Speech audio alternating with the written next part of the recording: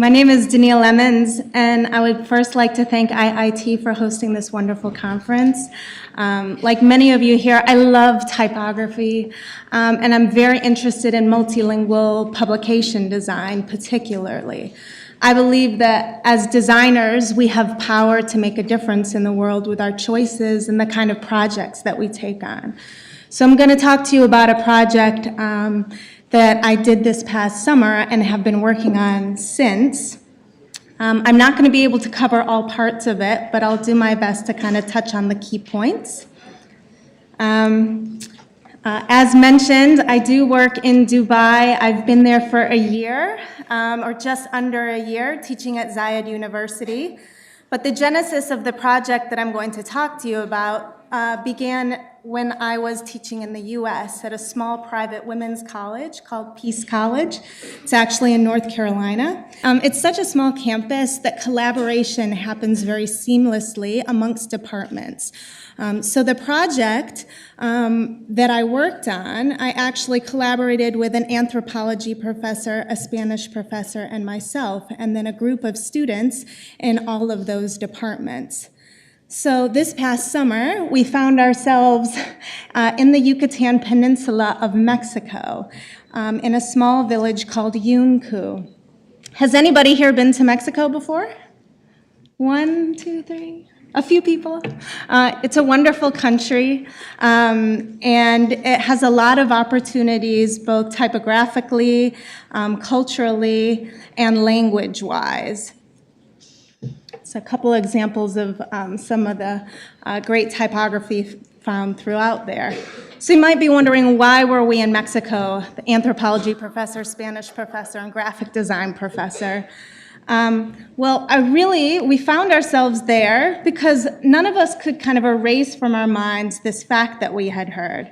And this is a very disturbing truth that is affecting, I think, all of the world, not just Mexico. I think this is something happening here in India as well. And the weight of this idea that a language is dying, and with it, culture can die, right? And this idea really brought us there. And who better than designers to articulate and understand how language is the backbone of a culture? Language is an accumulation of our history, of art, of architecture, and of tradition. It connects individuals to one another and provides them with a sense of belonging. So we're looking in particular at the Mayan community in Mexico. And to the majority of the world, Mayans are viewed as an ancient civilization. You might have heard of the myth of kind of when the world will end coming from the Mayans. And you might have seen old ruins and thought that's all that there was to the Mayan community. But in fact, the Mayans are the largest indigenous population in Mexico. And they're a huge component of the culture and society. And unfortunately, the Mayan language is being pushed aside. But most Mayans in the state of Yucatan and throughout Mexico speak Spanish, and this was the colonizing language of Mexico. And really, this is the language of education, of government, of the church, of everything throughout Mexico. And this indigenous language of the Mayan people is really kept to the rural communities and really often kept out of the school system. So children who are hearing Maya at home go to school and have to learn in a language that is not of their own, not of their mother tongue. And there are governmental efforts to try and work on this. These are some of the kids that we worked with actually this past summer. Where bilingual education strategies are just not happening. So the government is saying, we need to do something about this, but when it comes down to the school system and the teachers actually doing something about it, it's not happening. And especially the Maya written language is not being shared. So it might be something that a teacher might say to a student, might say, do this, do that in Mayan, but it's not appearing in print, especially anything of recent. So this really brought us to the idea that we should be creating, as designers, as anthropologists, and again, because we have that Spanish professor, a multilingual publication to really raise up the language of Maya. The idea being that we want to have a culturally relevant publication for children that reflects the landscape that they inhabit. It should represent both their heritage and the language that is of their home.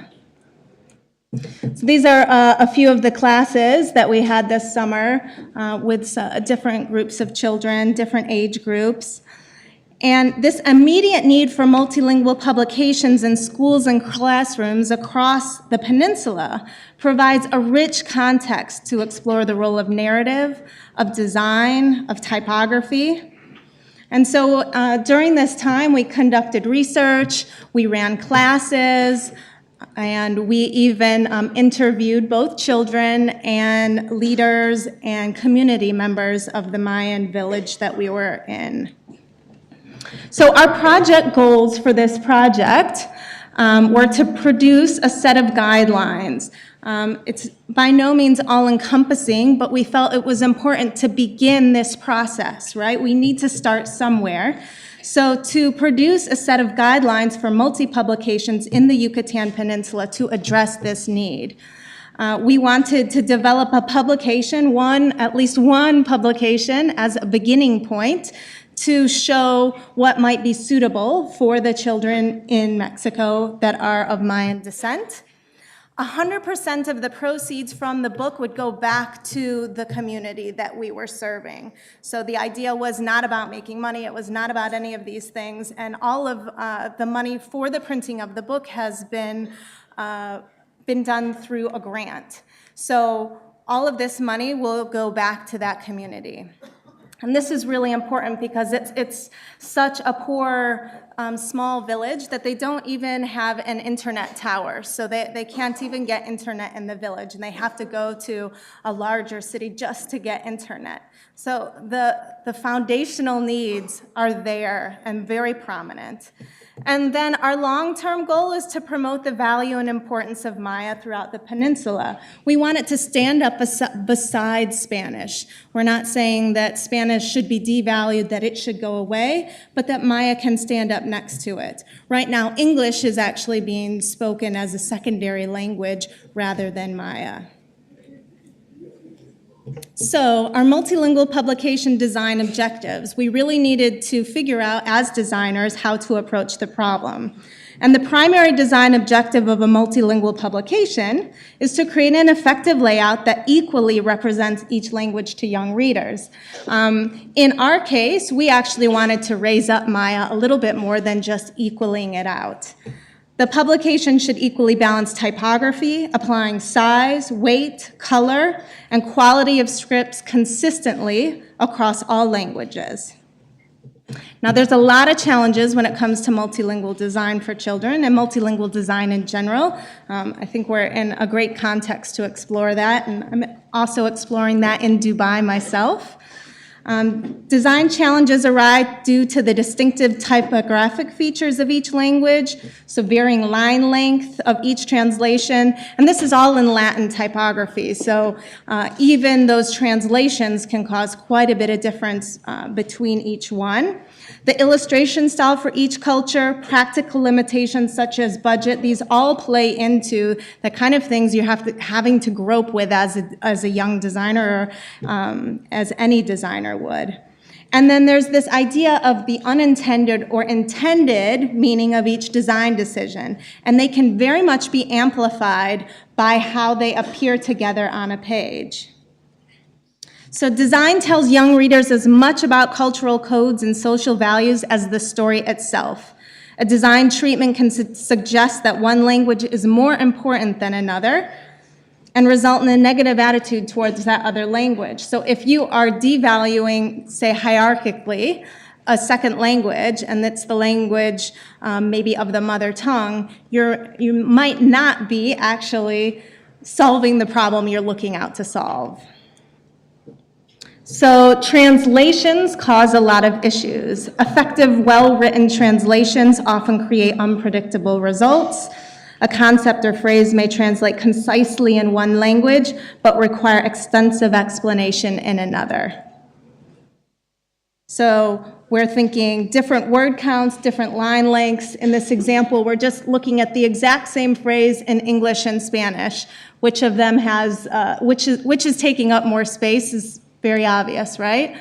And so if we're talking about equalizing language presentation, this is a challenge designers have to deal with. The distinctive typographic features in each language also have to be noticed. So we're talking about diacritical marks, letter frequencies, letter combinations, and punctuation, differences between each language. In Maya, there is a lot of descending J's and Y's and ascending K's and B's. And so they are very much in competition with each other. And so in these cases, the designer is having to increase the leading so that these don't bump into each other all the time. In Maya, they also have a lot of short words, right? So the yum, the ka, the you, there's all these very short words. And so to address that, you might be actually tightening your kerning or your tracking in order to make this read more clearly. So as soon as you start to stretch these out with so many shortened words, it becomes illegible. Then we have to deal with layout, and there's quite a few different layouts where you might be working with in terms of a multilingual publication. So there's separate editions, single-stacked, parallel column, paragraphing approach. Now, with separate editions, there's actually a problem here, because what can happen with separate editions? You know, one maybe is lost, one maybe is never looked at, one can be completely ignored. Whether this is intentional or unintentional, this completely eliminates the purpose of having your multilingual publication, right? If one can sit on the shelf and only one, the Spanish, is being read, what's the point? So no to separate editions. But single-stacked, parallel column, and paragraphing approach are all good approaches to a multilingual layout solution. And again, I'm just going to touch on these briefly, where a single-stacked layout is going to divide languages one on top of the other in a single vertical column. So language 1, language 2, language 3. In Mexico, we would want Maya to be at the top of the stack, right? Because we are trying to raise up that language in a hierarchy sense. So this can work for any script, any kind of language, and your image might be on the other side. A parallel column presents languages side by side in parallel columns and may require a wider page size to adjust for 3 languages in one. And here I'm dealing with the Maya, the Spanish, and the English in one publication. So you might be thinking in terms of language 1, language 2, language 3. Maybe you need to increase the width of your page to actually be able to fit these and make them legible. Again, if you remember how Maya had so few letters in each word, as soon as you put it into something like that, it can be very difficult to read. Columns can appear across a 2-page spread, so they don't obviously have to be all in one. And you want to prioritize, again, the indigenous language in the leftmost column. So if you're maybe spreading them out, you might have language 1 on the left-hand page, because people are reading left to right, second language, third language. But experimentation is plentiful, and there's a lot of different variations that you can create within this. We all, as designers, know how to work with a grid and the variation and flexibility that a grid allows us in a publication. I think one of the most difficult approaches, and it's actually a little hard to see up here, is what's called a paragraphing approach, where you're breaking apart language by paragraph. So if you look at the kind of brighter white, where you're expecting a reader to kind of hop between each paragraph, and then the second language is the second one down. And you can guess that it's quite difficult and frustrating as a reader to read this way, to break up your language. So this is one that is advised against. So again, in your multilingual publication design, you have to consider typography. Now, typography broken up for a multilingual publication, and especially one for children, you can achieve this through a single typographic treatment, a superfamily, which is really just a broad typeface family, or the thoughtful application of a variety of typefaces. So here you can see same typeface being applied, and this is one that's typically used in a lot of cases where you have more than one text.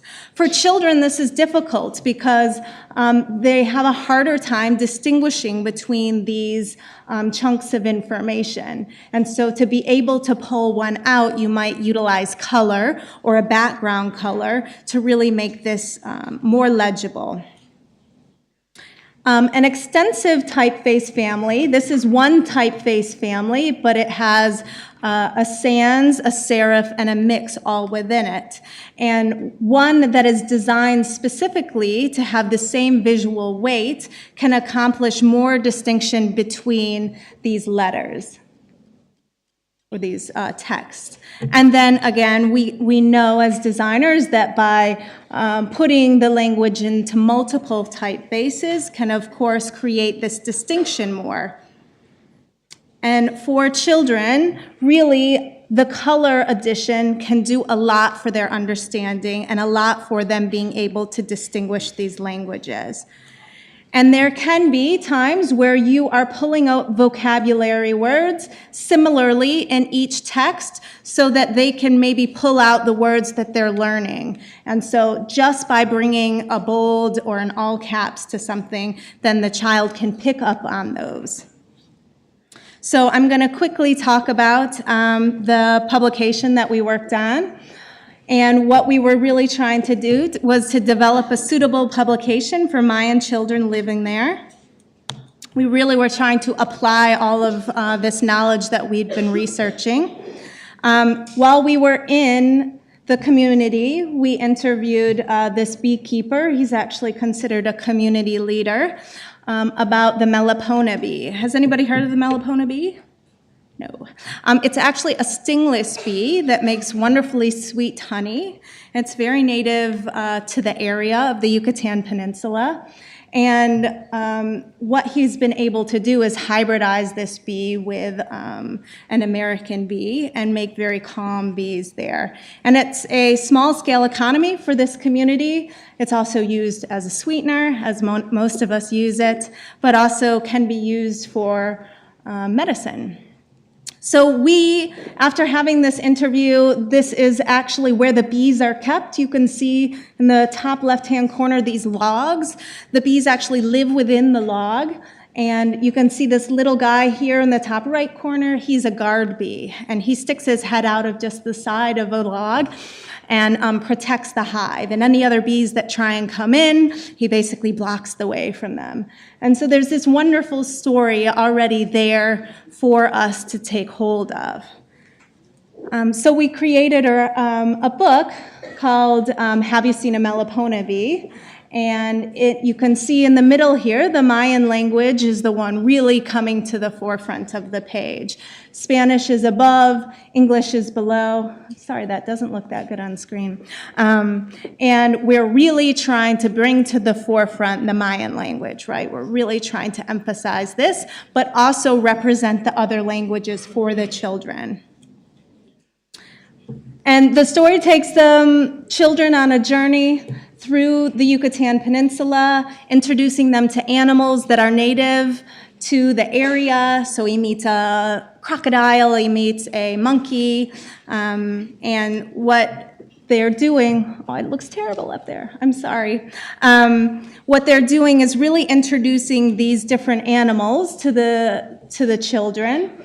The bumblebee's line breaks apart the page, And you can see that the 3 languages are there, with Maya at the top, in black, the darkest on the page. And we have Spanish, and then we have English at the bottom to distinguish them.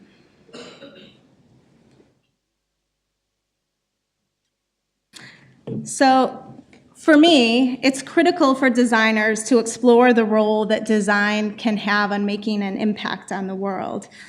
Design has a unique opportunity to play a pivotal role in the improvement of education for children, regardless of class, nationality, and language.